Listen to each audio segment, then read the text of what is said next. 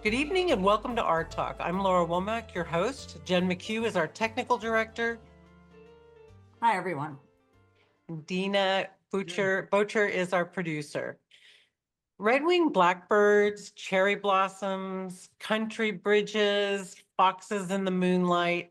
Dean Thomas has been riding his bike around the region for about 10 years, quietly observing and then interpreting what he sees in his art. His landscapes have been described as having an authentic and personal palette with colors that are intriguing and original. They have the romance of hand-colored photos from another era. Dean is a regular at the annual Phillips Mill Juried Art Show. His work stands out not only for its beauty, but because he's a printer. That's how Dean started out. He started making etchings. Later, he explored painting, which he continues to pursue, and you can sometimes see his paintings at Phillips Mill, but he still thinks of himself as a printer. He's added woodblock printing to his repertoire in recent years. Dean has a BFA from Rowan University in New Jersey. He's exhibited widely in our area and beyond, been written up in Town and Country Living magazine, the Philadelphia Inquirer. He's won awards at Phillips Mill, Coriel Gallery, and more. He's represented by Patricia Hutton Gallery. We're delighted to welcome Dean Thomas to Art Talk. And thanks to all of you for joining us. Please join the conversation by putting your questions in the Q&A. And now let's take a look at some of Dean Thomas's artwork. What's up first, Jen?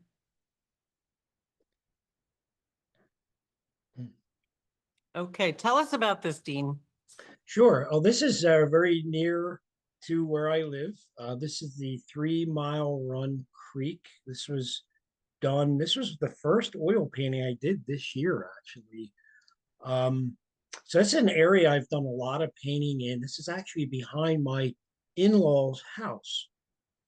So they have about 9 acres right off a 3 Mile Run road in an old stone house. And I think it's about a half a mile back in the woods behind the house is the creek. So I've just done a lot of walking and hiking back there. I've done some plein air painting back there, but this was a piece that I worked from photographs. Um, and obviously a winter scene. I just liked the light. I liked how the light was bouncing off the trees and the snow. And I loved the color of the water. It had this real deep blue green color to it, which is really interesting because generally that creek is brown, like a dark brown color. But for some reason, everything was reading this blue green that day. But yeah, I love the shapes of the rocks, how they emerge through the snow. Some of the rocks start taking the forms of like human form, animal form. Um, so sometimes I'll like actually accentuate some of that as I'm drawing the piece before I start to do the painting, before I start to get into color. And mostly with most of my oil paintings, I will do a drawing first, usually a charcoal, like a brown charcoal drawing, and then I'll start in with like a sepia tone, and then cover the whole thing with a wash of it. Could be a sepia, could be an umber tone, it could be a blue tone, depending on how I want the painting to go as far as the temperature. So a lot of it has to do with the time of day, the time of year, the light that is working, at that time, or just the mood. Like maybe I want to change the mood of a subject. Generally, that's done for me with the wash. When you kill all the white of the canvas or the panel, I think this one was on an actual piece of like a masonite panel. So once I decide, after I do the drawing, I decide on what the mood of the piece. Um, I'll cover all the white with a color wash. And I think this one was like a red brown. A red brown, because it has kind of a pinky purpley tone to it, which, you see that Yes. in the snow. Yeah, And well, they're glazes. So then after I get like the mood set, then I'll start coming back. I'll do like paint. I'll start out with like paint thinned with a lot of painters do this too. I'll start out with paint thinned with uh like a gamblin or something, like a thinner. And then as I start to work the paint more opaque, I'll start to do washes or glazes of color to continue to create the atmosphere. And you're seeing that's correct. You're seeing rose and violet tones right, in the painting. Yeah, and they're mainly glazes that show but through. much more painterly description. Just another quick question about this painting. Mhm. And we're eager to hear your questions in the audience as well. Did you put that same wash on the water? I think I see it a little bit, but I'm not totally sure it's there. Yeah, the water definitely had some blue tone washes to accentuate the blue green. But yeah, at some point it probably everything got that rose tone first. And then as I continued, the water was like the last thing I painted, completed, I should say, in the painting, just because there was a lot going on in water, the reflective quality, some of the areas you can see kind of a little under the water, a little bit, Yeah. some of it gets tricky. So with water paintings, I generally will save those areas for last in terms of completion. And it really gives it a nice depth to that water. We have a question about this painting, and I've asked Jen to get that up. But meanwhile, I just wanted to ask you, when you're putting that wash on, you're doing that manually, like it's not like a big wide brush that goes across. You're actually painting that wash on? Usually it's like a medium, like a 2 inch wide brush that I put my glazes on, unless it's a smaller area where I'm doing a smaller glaze. But generally, if I'm covering area, I'll use a wider brush, and I use a number of different mediums for glazes. I don't just use one thing for glazing. Depending on how quickly I want the glaze to dry, is determines what I use for that. Okay. Mhm. Okay, Jen, do we have that question? Yes, we have Anonymous wants to know, what are the dimensions of this piece? It is beautiful. That is a 16 by 20, if I recall. It's like a medium size piece. And I do believe that is still, I don't know if Patricia has this still or not. Um, but yeah, I think that is still at the Patricia Hutton Gallery right now. Okay. Mhm. Okay, great. Jen, can we see the next one, which is a personal favorite? I think the print maybe was in Phillips Mill and a Mhm. couple of years ago. And every time I see this, I'm just, kind of gobsmacked by the color. Mm. Talk about the color in this one, if you would, Dean. Yeah, it's funny. It's like pushing the envelope with color. I used to be a lot. Um, I used to use a lot more earth tones with my images. Printmaking, especially woodcut, got me out of that. I stopped being so afraid of stronger, brighter, and more intense colors. Um, but this one, the background, generally, like you see it a lot. You can see the gradation. It's lighter blue at the bottom and a darker blue at Mm, the top, which is nice. I like that. But a lot of my prints, I'll leave white down at the bottom, and then gradually work my way up with the blue. But this one, I don't know if it was the orange that was setting it off in his wing and in the flowers, but it was like a celebration of that blue color. I at first went, oh, that's way too strong, right? And then I'm like, wait a minute, before we tone that all down and gray that all down or tint it out, let's live with it for a couple of days.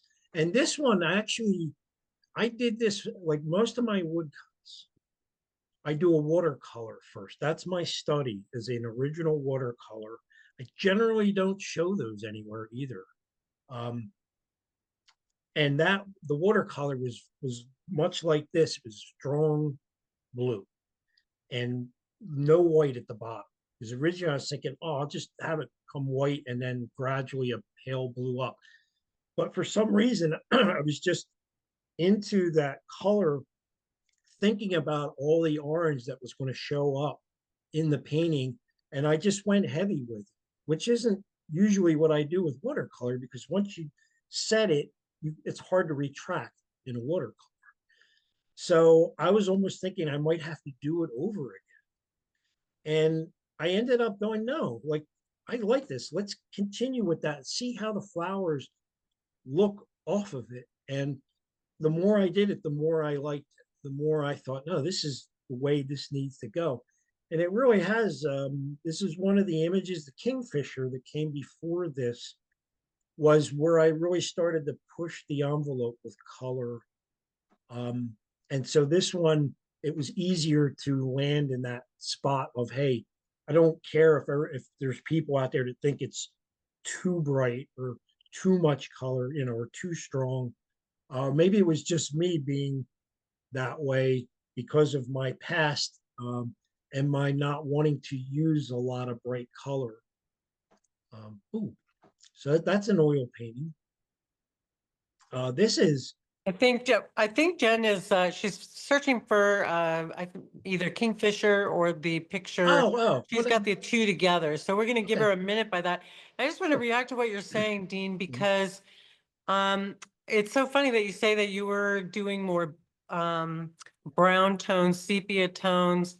I have a friend who sort of teases me about my preference for beige, and one day I set out a bunch of yarns and I realized that they were all variations on beige and brown. So, but then I get these moments where I just want to go for the wow color. And I think it does take some courage, to go for that much color, because, the more calm colors are, the more earth tones are considered elegant and elevated. But soothing, right? there's I really applaud your bravery for these bright tones, because they give a delight. And, I'm glad that you went with what you preferred. That's the hard part of being an artist, isn't it? Yeah, well, the thing with the brighter images, the brighter colors, when my palettes in the past with my paintings would be very earth tone, earth oriented. I would put a pure pigment out and then just start muddying it up to earth it up, right? And that became my process. But somewhere along the line, with my printmaking, I don't know why it just allowed me to do that. It allowed me to experiment more with color. Maybe because of, like, with woodcuts, especially, there's not a lot of blending involved in the printing process, right? It's not like you have a brush and you're working three different colors together. You're mixing your color, and that's what's going down on the paper. So it's way more immediate that way, and the inks as well. The inks with printmaking are way more intense. The pigments are so much stronger than you get out of a tube of oil paint. It really blows me away, the intensity of some of the inks that I've been. Oh, there we go. Oh, nice.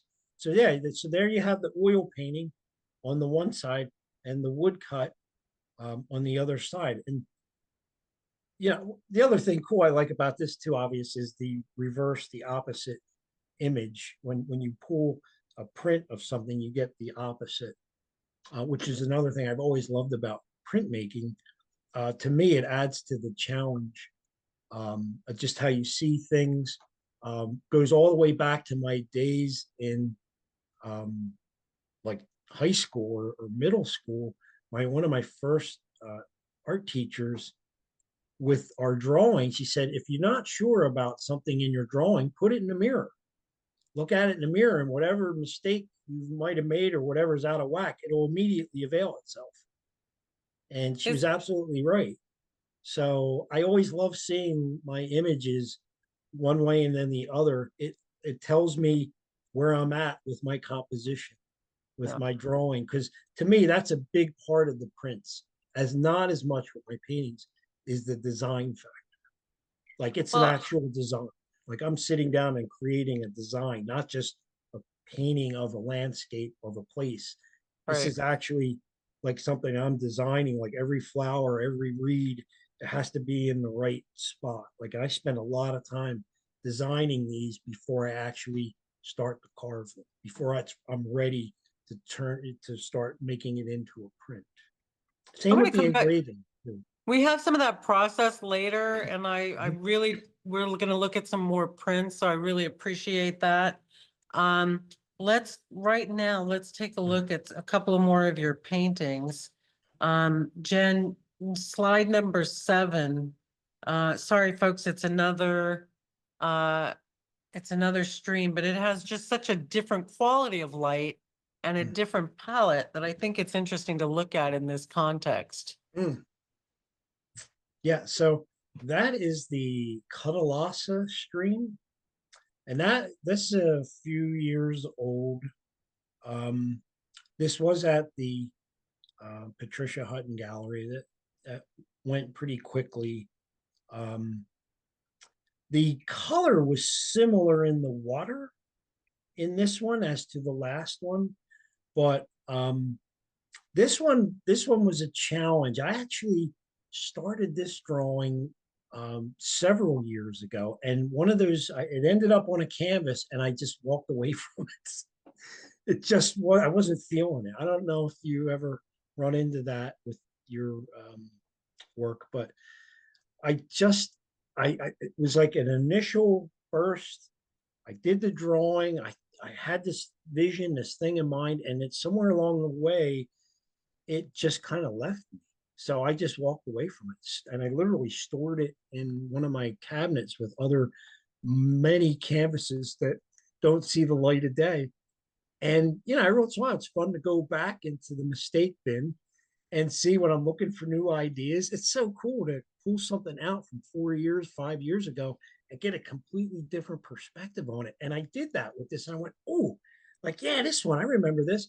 And that energy just flared right up again. I sat down, and I think within less than a week, I had this thing finished.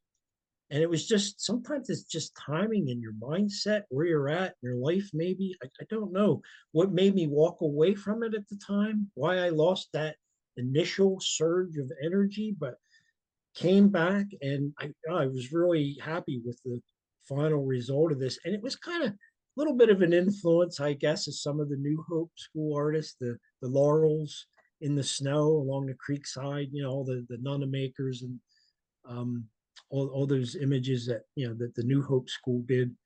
They're certainly a large factor. Me moving into this area, the Yeah. history of the arts in this area is one of the reasons why I moved to Bucks County. After trying Yeah. to survive as an So, artist in different Dean, places. Yeah. Yep. sorry, I might be breaking up. Am I breaking up, Jen, or? I can hear you. Okay, good. Good. Sorry about that. So we've got a question about process here that I want to get to so we can talk a little bit more about this question, about this image. Jen, you help us out with the questions, and please put your questions in the Q&A. We love to have them. Sure. We had Anonymous say, what does glazing mean? So glazing is it's a transparent glaze of color. So again, there's different vehicles that you can use in oil painting. You can glaze in probably in acrylic as well, with the mediums that are available in acrylic. Not that I work in acrylic, but it's kind of like approaching an oil painting as a watercolor. It's a thin, transparent color to set a tone. And then once that tone and temperature is set, then I can start going back in with opaque color.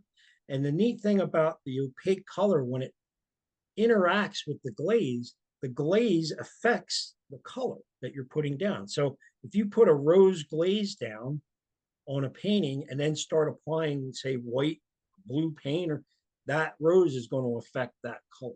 It's going to have an effect on it. It's going to create a tone and a temperature. Glazing goes all the way back. I mean, Leonardo da Vinci was one of the biggest proponents of glazing. I think all his paintings were all glazes, just multiple layers of glaze on top of glaze on top of glaze. He rarely got into opaque paint. Actually, most of his paintings are all glaze.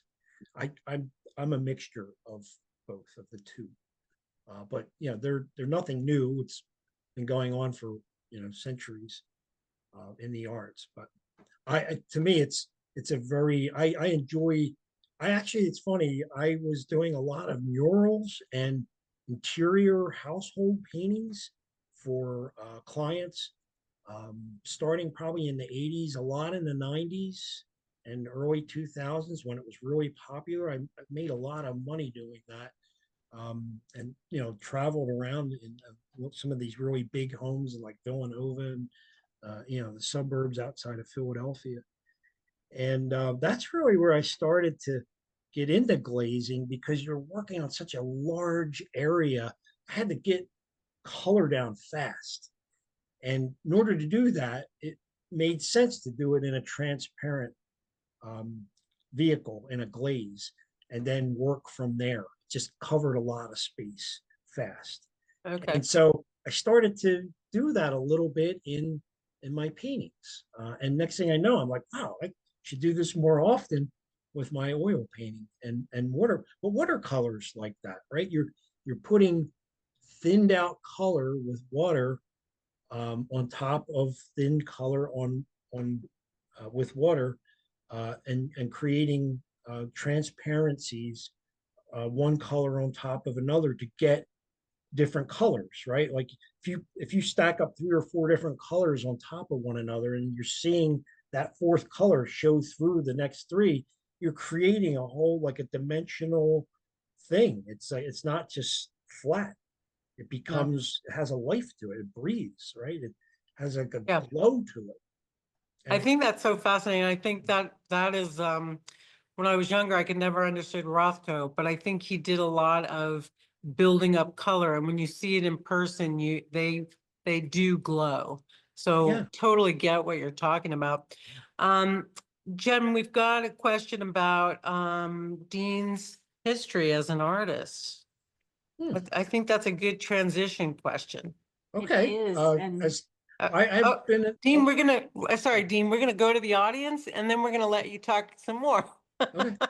Well, it kind of goes to our conversation before when you went to school. And Anonymous wants to know, can you talk about your path to becoming a full-time professional artist? I'll try not to spend too much time on that, because I could spend hours. But yeah, I mean, I was drawing from the earliest age I can remember, 2, 3 years of age, on the floor in the living room in our little Cape Cod house in New Jersey.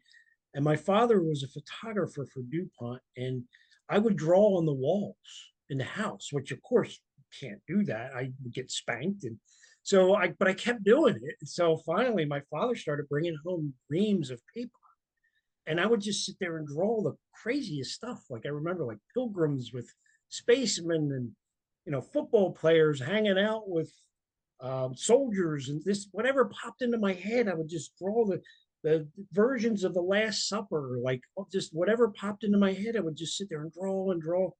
And I was going through these reams of paper like crazy. Like my father was like, "Oh my God, you're out of." It was like 300 sheets of paper. You're like, you know, in a week or so, he'd be bringing me more paper. Um, so it's never gone, and I think it's a part of therapy for me. It's a place to go where I feel comfort, like it, for the most part, unless you're really dealing with a difficult problem in an art process. That's a whole other thing. But this goes all the way back. I've always been someone who loves to draw. It's not something I just picked up, you know, after I retired from being, you know, an accountant or something. My whole, not that there's anything wrong with that, but this is something that was a calling for me, which is why when my family started to say, "Oh my God, he's like serious about this. He actually wants to go." Because it's great when you're young and you're showing the giftedness. Everybody's supportive, right? Everyone, oh my God, it's great. Look at this. He's like beyond his years. But then when you start talking about going to school and doing it for a living, and everybody's scared to death out of everyone, you can't make any money doing that. That's not a job. You got to get. That's when I really went, oh, I know I'm onto something right now because they're telling me I shouldn't do it, so I have to. And I've always liked that artist, place in the world.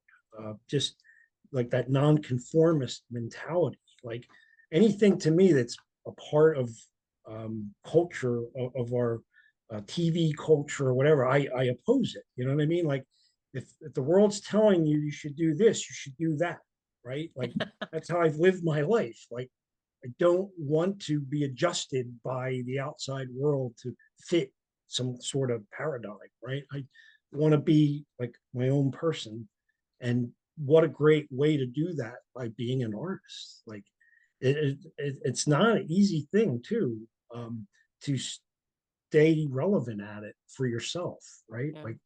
Like I've run into areas in my life where, you run into a block or you're not sure, where is this going? Like, am I doing the right thing? Am I going in the right direction? Like printmaking has definitely put all that behind me. Like I know exactly what I'm supposed to be doing now and why, right? Like now I just feel like I don't have enough time. Like, I'd love to know, let's take a look at some prints.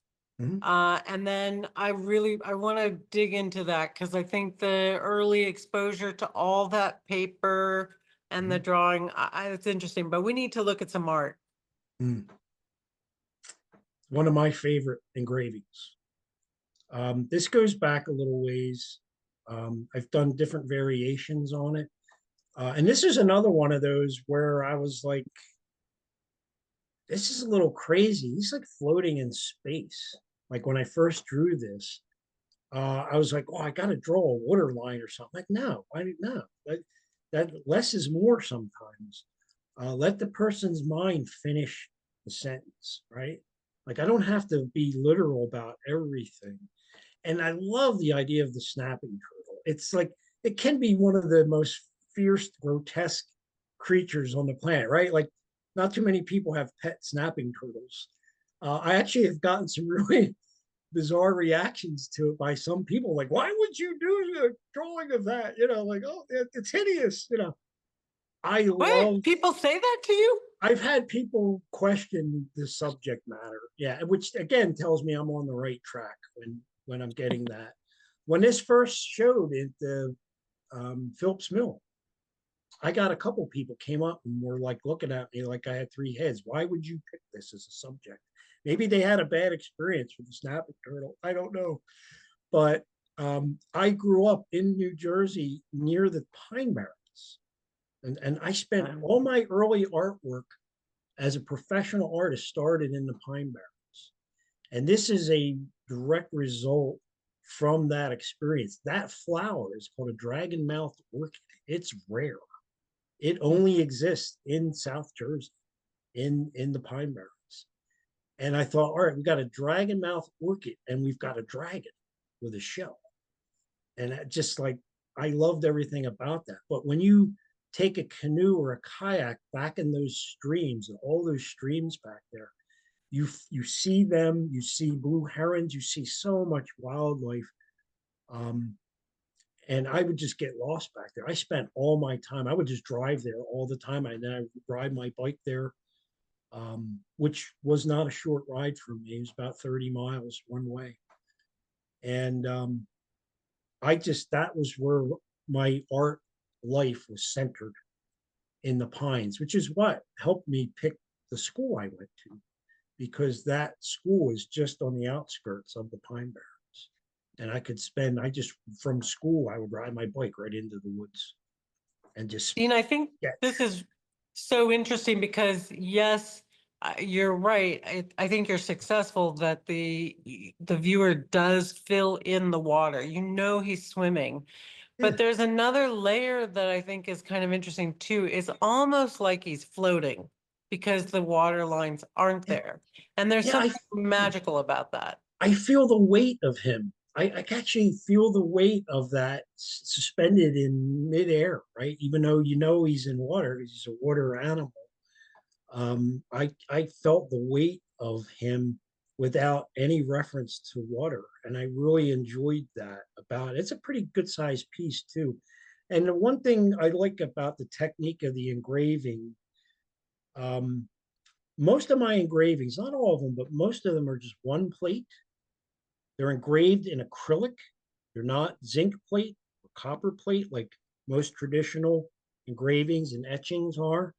That was like the modern, um, you know, difference. The one modern thing that I brought into a very old art form was I did these on acrylic, and so I put all these different inks. I'll mix the palette next to it and literally carefully put each color in each part of the plate on that one plate.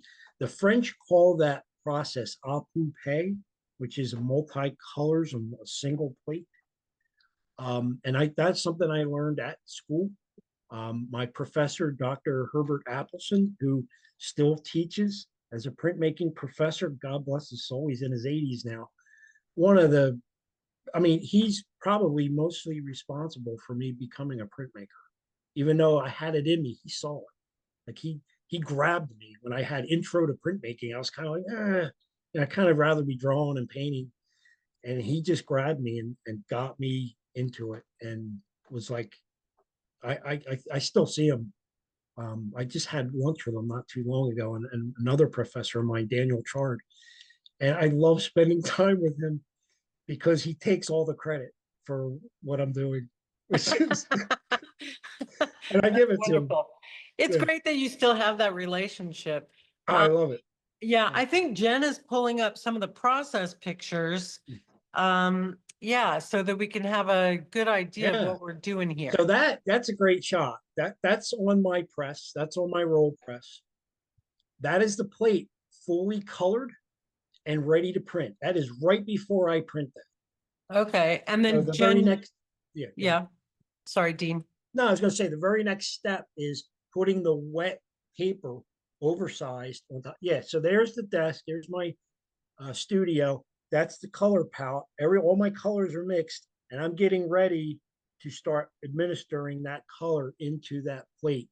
So it's a complete mess. Like the entire plate is covered with multiple colors. You can't see any of the acrylic. It's all. So then the process is scraping off all the excess, and there's a lot of excess. Not having it all. So there you go. So that is the part. So that's everything inked. So once you start taking that off, it covers like everything. So then you got to clean everything off with tarlatan, which is that up the top left. That's the tarlatan that's used to take off the excess ink. And you have to do it without turning everything into mud. That's the trick. And that's something I've gotten better at over the years because some of my earlier versions of à prints are not very attractive. There's a I lot would of think it would be an impossible job. I'm impressed you can do it at it all. takes hours. One of these prints, to pull one of these prints is 5 hours at least. Wow. When everything's said and done, it's an event. It's like all day basically. Like I got to Jen, get mentally prepared. Jen, do you think we could see that fox? I can remember this at Phillips Mill, and when I encountered it, I was just stunned. It's such an amazing accomplishment. I mean, you have a lot of really beautiful work here, but I just couldn't believe this piece. We'll give Jen a minute on that. Do you want to tell us about this fox? Sure. So this is fox are everywhere. We have them in our yard. I mean, we actually have one. I think it has babies in our backyard now. He's always checking out our bird feeders. But we also have a lot of development around here, which is why they're being moved around a lot, which is unfortunate. But that image of the landscape is from one of my bike rides.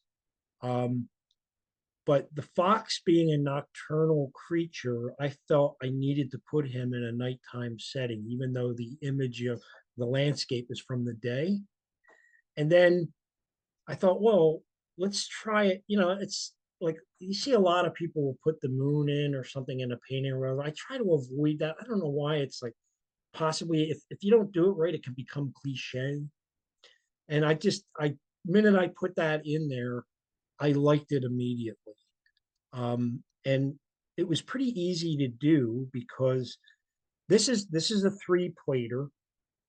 This is one of those a rare engraving where I have more than one plate. This is not a coupe. And there's actually even some hand coloring in this too after, just to bring up some of the reds in the fox, because there's so much umber tone and blue tone behind him, that it needed a little bit of extra oomph in it. The fox did, but that whole sky is just ink residue. There's no engraving in that sky.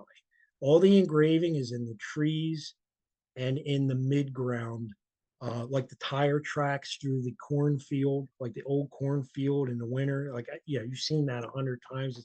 The patterning that you get from all the last year's crop sticking up through the snow. Like, I love that whole design element that's going on there. The angles, you know, the composition. I spent a lot of time on the composition on this, having the background going in one direction, the foreground in another. Um, At an and angle. Yeah, I think yeah, that's the really, angles of, and it of frames every, the fox. Yeah. yeah, and the fox front and center. Um, and this was one, you know, I've it evolved a little bit each time I've printed it, but I've got it like sometimes it takes a couple of tries to get it right, to get, you know what I mean? So this one, I think this was probably like somewhere around 7, 8, or 9 or something in the edition.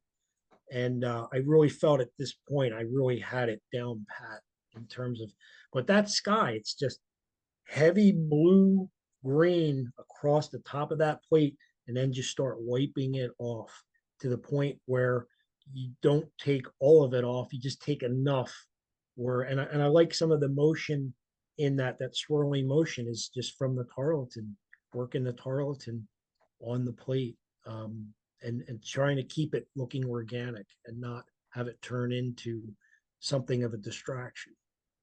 I think it's really a wonderful piece. Yeah. Thank you. Thanks. Yeah. You've got, I want to go to your wood blocks shortly, but you've got something totally different. Jen, can you pull up, please, the county theater? We're all familiar with the Doylestown institution. Absolutely. Yeah, this is a very different subject matter for you, Dean, before we leave the engravings. So yeah, being a part of the Chapman Gallery was one of the first actually, Chapman Gallery was a Michelin gallery in New Britain. It was the first gallery that I was associated with when I moved into Bucks County. And John Chapman was working there. He was a part owner at the time, but then he moved the gallery to Doylestown. And, you know, hey, we all have to make a living as an artist, right? Mm. And there are so many versions of the county theater and painting and print and photograph. So that's a tricky subject. Like you know, I try to stay away from things that are overdone. So I felt if I had to do this, I have, and I've actually done a couple versions of it in engravings. This isn't the only one I've done, but this was the latest, and I really like this one. My two counties in engravings are both nighttime scenes. Why And is that? I most people like to go to the movies at night, and the county theater sign is on, right? Like Yeah. you don't get the. So my first painting, when I started with Michelin galleries, they were like, you got to do a county theater. Like, you're going to introduce yourself to Bucks County, you got to do a county theater. And I'm like, okay, like, if you're then that emphatic about it, I guess I have to do a county theater. And I did it county theater in the daytime. And they made a print of it, like a 4-color process print, right? And not a hand done print. But and this was before I was even back into my printing. When I first moved into Bucks County, I had no access to a printing press. So I wasn't even doing my printing then. I gotten away from it. And I was just doing watercolor and I was doing oil paints. So I did a watercolor of the county theater in a vertical format with John Chapman's old truck sitting in front of it. He got his truck in there. I think that's all the reason why he wanted me to do this painting. And the next thing they wanted me to do a Doylestown in a watercolor. And Frank, the owner, he got his MG in front of that. So I'm pretty sure that's all that was all about, was them getting their cars in these pieces of artwork. But to me, yeah, I felt that it needed to be done differently. This one, I don't know if I'll ever do a county theater again after this one, unless maybe I do it in a woodcut. But I've thought about it, but I kind of get away from that idea. Maybe I'll come back to it at some point. But I really enjoy this one, the composition of it. I feel like, I'm walking down, I'm getting ready to go to the movies when I see this. Like, we just had dinner down the street and we're getting ready to go see a show. And it's such a great little theater too. You know what I mean? Yeah. It really is. There's something really nice, like walking back into time, how things used to be.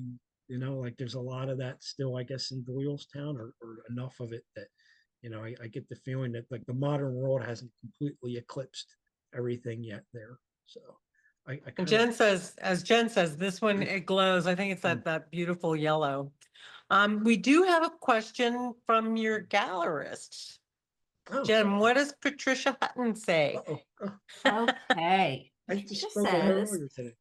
always your paintings record beautiful scenes in various seasons and times of day, but often they also capture an otherworldly, mystical feeling which is truly magical, which I think definitely captured in the county.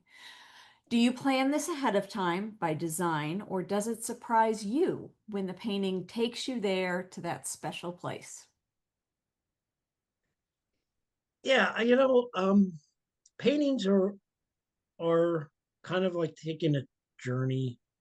I have a kind of a vision of what I want it to be, and then what it ends up being a lot of times is different, and that's okay. Like, I don't feel like I have to stick to a set parameter of things in order to achieve something. It's just you get like an initial burst of energy and an idea, and you kind of run with it, right? Which isn't always the case with printmaking. Printmaking gets more involved, it's more technical.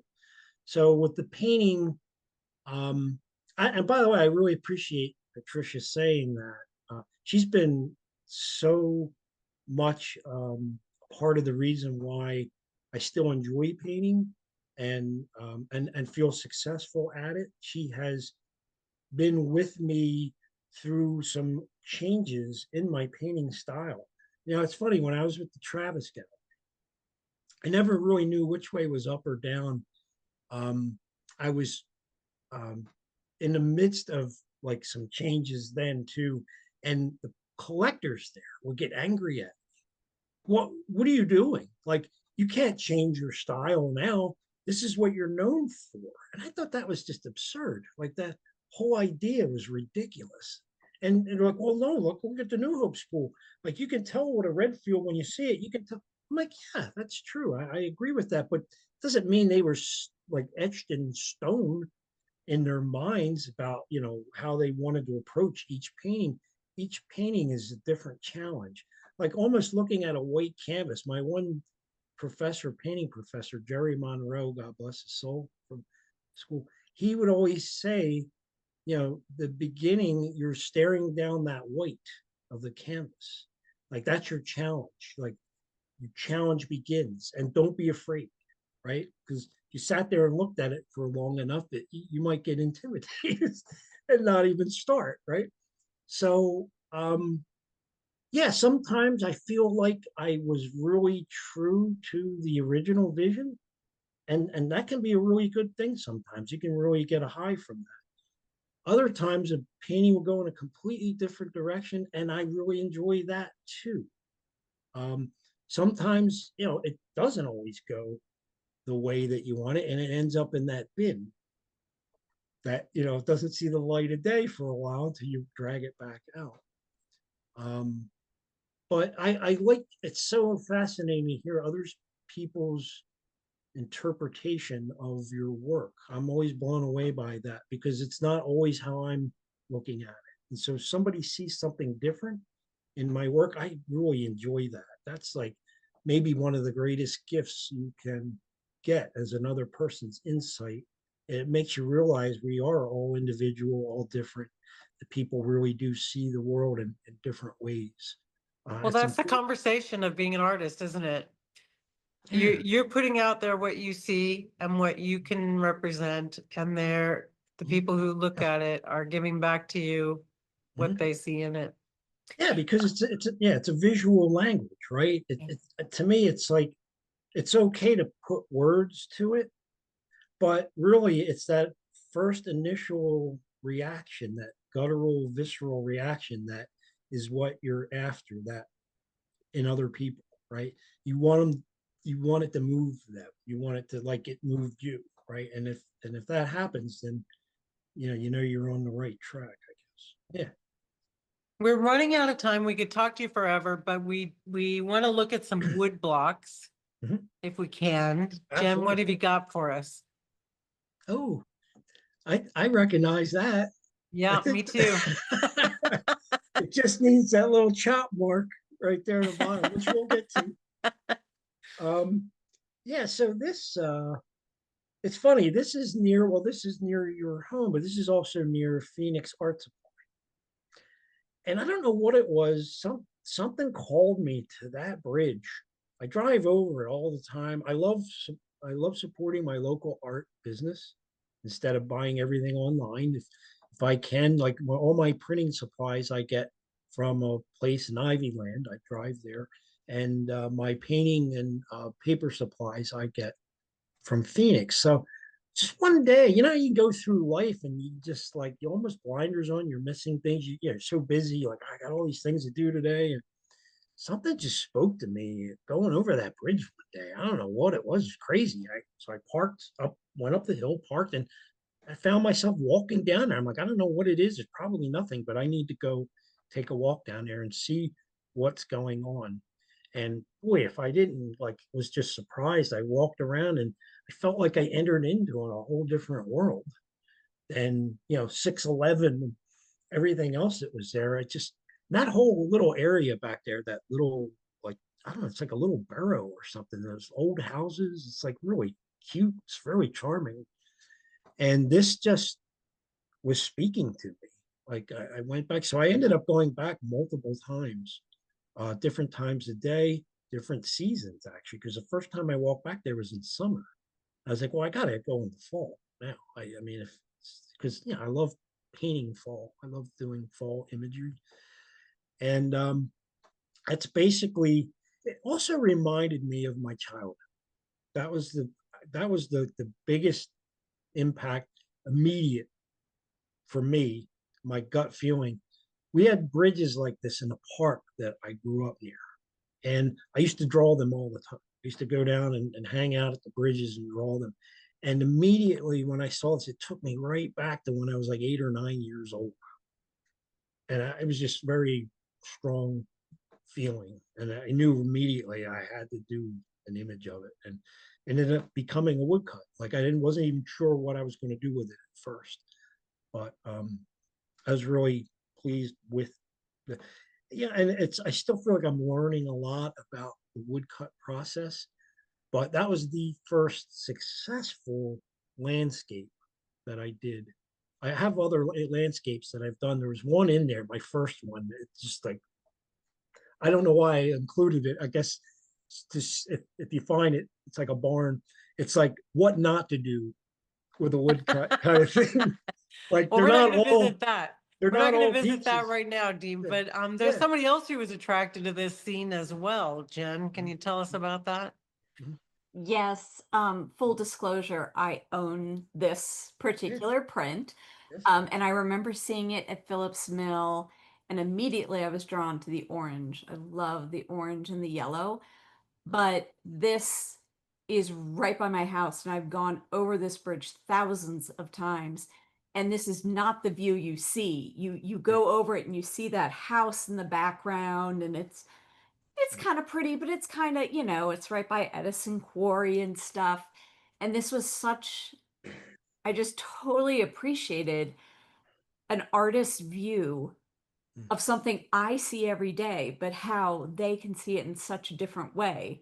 Mm. So thank you, Dean. Thank you, artists Oh, there, thank because you. really Thank- it helps you see the world a little differently. And that's the Yeah. beauty of art. And that's Yeah. why I was like, we Yeah, have it's to get actually this a little one. tricky to get back there too. Like I was going to ask you, have you walked back there to look at that view? No, Yeah, it's a no, it little is tricky hard to getting get back down there. there. It was not easy getting back there, but I was determined that day. I was like, I don't care what it takes. I'm going to get that perspective once I walked up on it. And Yeah, yeah, love it. nice. We've got a couple of questions. Let's bang through them really quickly because we're coming up on the hour and I want to get back. I've got one more question for you after the Q&A. Jen? Yeah. Yeah, Yi Chang said, "You are so articulate of process, and I truly appreciate this talk. I feel similar and connected. Thank you." So, Nice.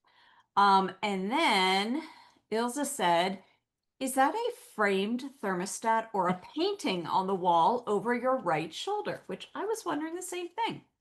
If you go to your right, Oh, okay. That is a frame thermostat. Yes. That's fabulous. That's what happens when you live with a frame.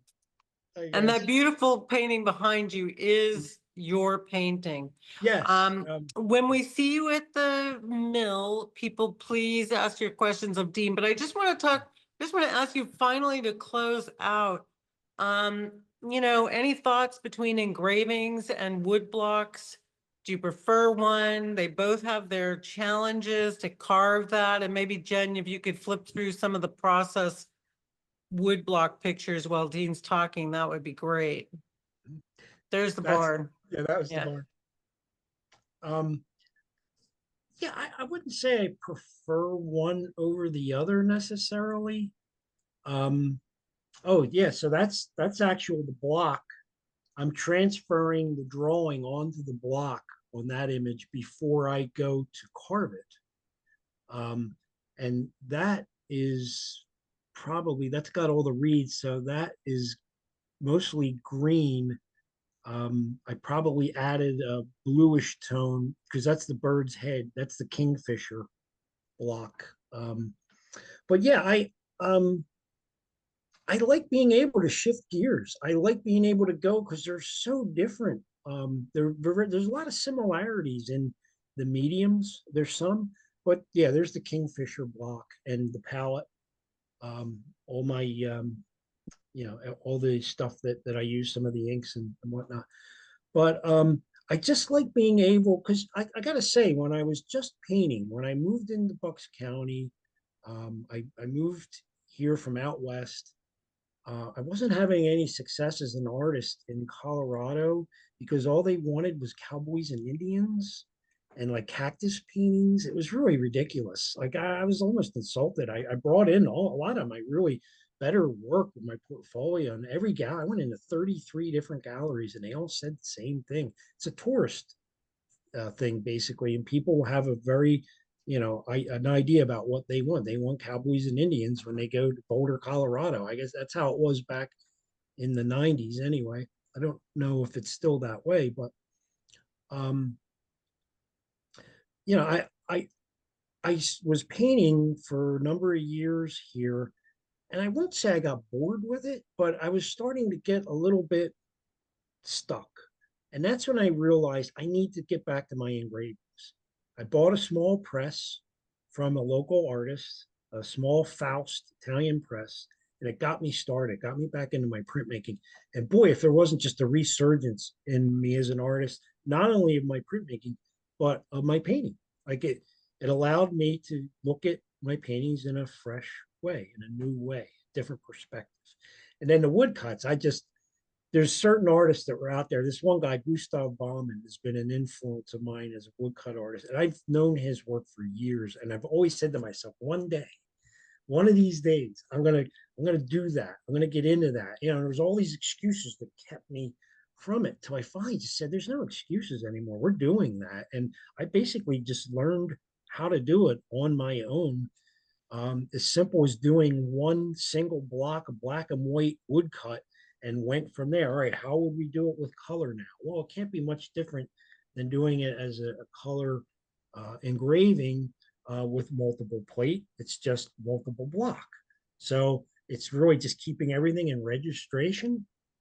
And yeah, there's a couple of the books that I had shown you. So we went some years ago, Stephanie and I went to New Mexico, and the New Mexico, um, not the gallery, the museum there has like half of it is dedicated. He did most of his artwork in New Mexico. Um, and I got to see like almost all of his original work in that museum, and that was it for me. I'm like, no more excuses. I was so excited, so jazzed up by seeing that. I bought all the books they had on him. He's great too because he actually tells you his secrets. So I started reading up on some of the things that some of the techniques that he introduced into his work and put it out there. He's kind of like, hey, if you can do this, this is how I did it. Whereas, some artists don't like telling their secrets.